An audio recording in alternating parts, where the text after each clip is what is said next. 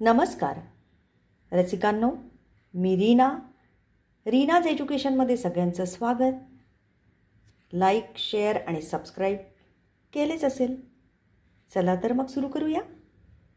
आज आपला वाचनाचा विषय आहे संस्कृत कथा. आज मी संस्कृतमध्ये एक कथा तुम्हाला वाचून दाखवणार आहे आणि त्या कथेचं नाव आहे समानमस्तु भोजनम. बाळकृष्णाची कथा आहे आणि समानमस्तु भोजनम म्हणजे आपलं सगळ्यांचं जेवण एकसारखंच असायला पाहिजे असं या कथेतून बाळकृष्णाने आपल्याला समजवलेलं आहे. चला तर मग सुरू करूया. बालकृष्णः गोकुले गोपालनं करोति स्म. प्रतिदिनं सः वयस्यैः सह वनं गच्छति स्म. गोकुलस्थाः बालगोपालाः वासुदेवेन सह आसायं हिण्डते स्म.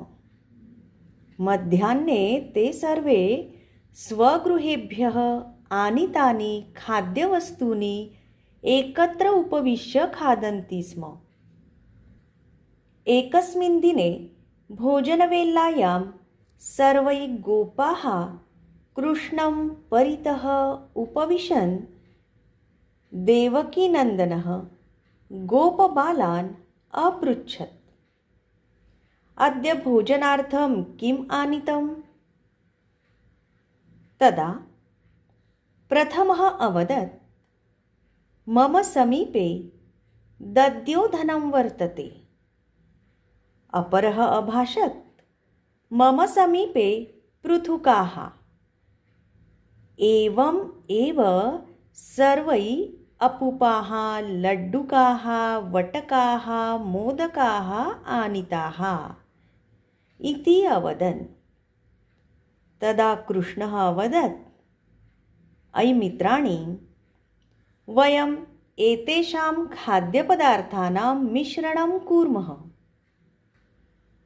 सर्वै गोपालाः आनन्देन कृष्णाय स्वं स्वं खाद्यम् अयच्छन्.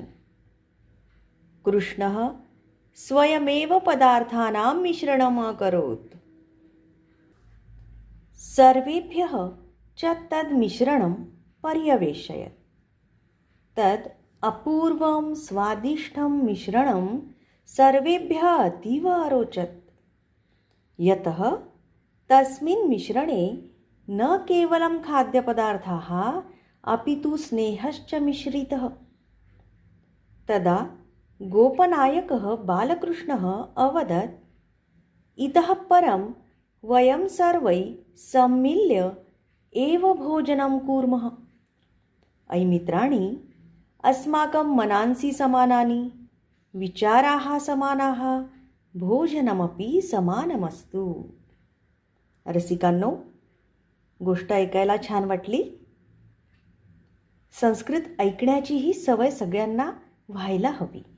संस्कृतही आपल्याला ऐकायला गोड वाटलं पाहिजे. संस्कृतमध्येही गोडवा निर्माण करता आला पाहिजे. म्हणून माझा हा एक छोटासा प्रयत्न. धन्यवाद. चॅनलला लाईक, शेअर आणि सबस्क्राईब करायला मात्र विसरू नका.